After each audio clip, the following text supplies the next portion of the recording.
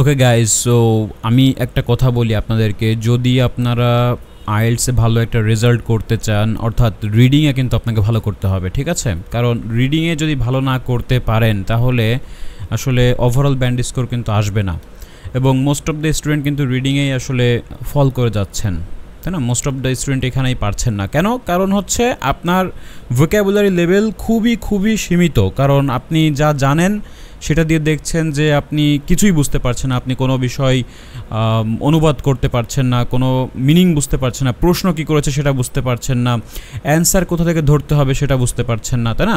আপনার true false not given, list of headings, তারপর হচ্ছে ম্যাচিং ইনফরমেশন, সব হচ্ছে সিনোনিমের খেলা। তো সিনোনিম আপনাকে জানতে হবে, ওয়ার্ড মিনিংয়ের সঙ্গে সঙ্গে সিনোনিম জানতে হবে, নাহলে আপনি কখনোই একটা ওয়ার্ডের সঙ্গে আরেকটা ওয়ার্ড কানেক্ট করতে পারবেন না বা ম্যাচ করতে পারবেন না। তখন দেখবেন যে আপনার নাম্বারটা এমনিতেই কমে যাচ্ছে বা কাটা যাচ্ছে। তারপর আপনি গ্যাপ ফিলেও আপনি কোনো শূন্যস্থান পূরণ করতে পারবেন না যদি না প্রশ্নের ওই আগ পিছের সিনোনিমগুলো আপনি না ধরতে পারেন, আপনি লোকেশনই খুঁজে পাবেন না। তার মানে প্রত্যেকটার সমস্যার মানে মেইন সমস্যা কোথায়? মেইন সমস্যা হচ্ছে আপনার গোড়ায় প্রবলেম।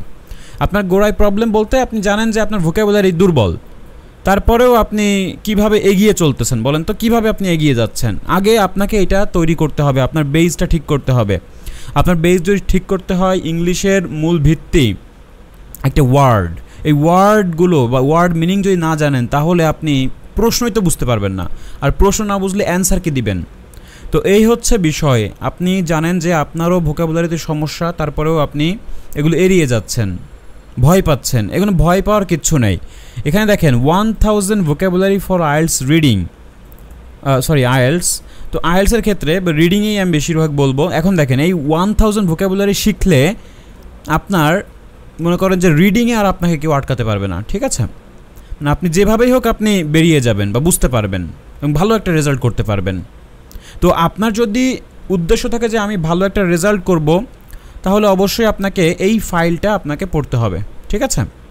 আপনি কিভাবে পড়বেন দেখেন, এখানে আমাদের অনেকগুলো লিস্ট আছে, আইএলটিএস ভোক্যাবুলারি ওয়ার্ড লিস্ট আছে। এই লিস্টগুলো ধরে ধরে আপনাকে পড়তে হবে। যেমন লিস্ট 1-এর ভেতরে অনেকগুলো ভোক্যাবুলারি আছে এবং এর সিনোনিম আছে। সিনোনিম বলতে মিনিং দিয়েই বোঝানো হচ্ছে, বা সিনোনিম ধরতে পারেন, মিনিংটাই আসলে সিনোনিম, মানে অর্থগুলোও আমরা ইংলিশেই রেখেছি যাতে করে বিষয়টা আপনাদের কাছে আর সিনোনিম আলাদা করে পড়তে না হয়। তারপর দেখেন যে আইএলটিএস ভোক্যাবুলারি ওয়ার্ড লিস্ট 2 যদি পড়েন তাহলে আরও লেভেল একটু আগাবেন, ঠিক আছে? তো এইভাবে লেভেল ভাগ করা আছে।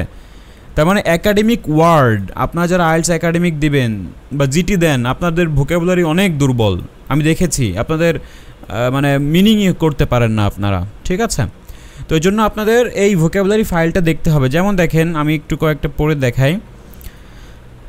যেমন আপনি স্কাল হলো মাথার খুলি, ক্র্যানিয়াম, তারপর হচ্ছে কার্লার, রোলার, ঠিক আছে? তারপরে দেখেন কোয়াইট, ফেয়ারলি, ইম্পর্টেন্ট, মিনিংফুল, তারপরে দেখেন অনেক কিছুই আছে, ওয়ান্ডারফুল, মার্ভেলাস। সো এইগুলোর মিনিং এইগুলো তো আমরা জানি, মার্ভেলাস মানে জানি, ওয়ান্ডারফুল মানেও জানি, তাই না? জাস্ট কয়েকটা আপনি জানেন, কিন্তু অনেকগুলোই আপনি জানেন না, ঠিক আছে? এখানে যদি আপনি দেখেন প্রত্যেকটা ওয়ার্ড আছে এখানে খুব সুন্দরভাবে ইয়ে করে দেওয়া। যেমন দেখেন এখানে অলমোস্ট, নিয়ারলি, এই একই কথা, আপনাকে জাস্ট কানেক্ট করতে হবে। এটা লিসেনিংয়ের জন্য কিন্তু খুব গুরুত্বপূর্ণ। তারপর হচ্ছে dull, blunt, comic, comedian, stupid, silly, to renew, to resume, একই কথা। তারপরে হচ্ছে আপনার হিন্ট মানে কোনো উপদেশ বা টিপ মানেও একই রকম। হিন্ট মানে কোনো দেওয়া, আপনার ক্লু দেওয়া, ঠিক আছে? টিপ মানেও এরকম জিনিস। তারপর দেখেন damage, hurt, easy, simple, transparent, obvious, moment, occasion. Rude মানে কি একটু অভদ্র, তাই না? এমপ্লয়েড, একই কথা।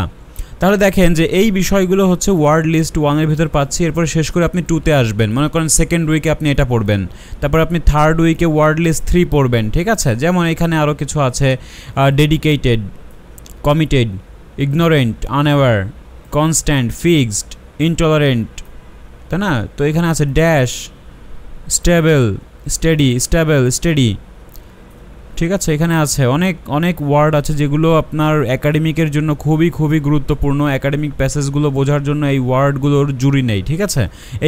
এই ওয়ার্ডগুলো আপনি একবার যদি জানতে পারেন তাহলে আপনার যে কোনো আর্টিকেল আপনি ইজিলি বুঝতে পারবেন, আয়ত্ত করতে পারবেন। ঠিক আছে, তাহলে আমি আপনাদের একটু বোঝার সুবিধার্থে আমি একটু আপনাদের সময় দিচ্ছি, আপনি একটু স্ক্রিনশট নিয়ে রাখতে পারেন।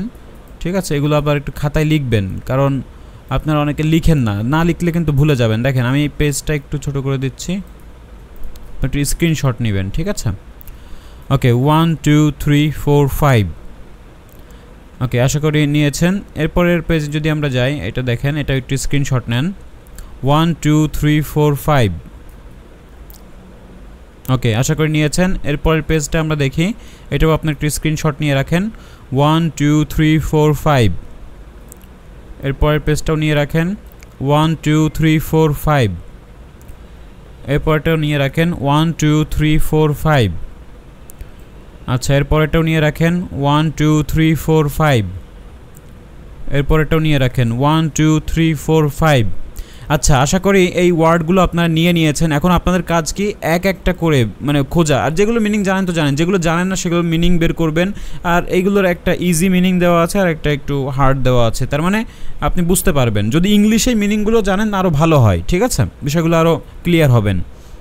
তাহলে এই ভোকাবুলারি যদি আপনি শিখেন, এরপরে যদি আপনি কোনো প্যাসেজ না বুঝতে পারেন তাহলে আমাকে বললেন। ঠিক আছে, আপনি আমাকে কমেন্ট সেকশনে এসে বললেন যে আমি 1000 ভোকাবুলারি জানি, তারপরেও আমার রিডিং হচ্ছে না, তখন আমাকে বললেন। ঠিক আছে, so thank you so much for watching the full video. আশা করি এটা ভালো লেগেছে। ভালো লাগলে অবশ্যই একটা লাইক দিবেন, কমেন্টস করবেন আর শেয়ার করবেন। Thank you so much.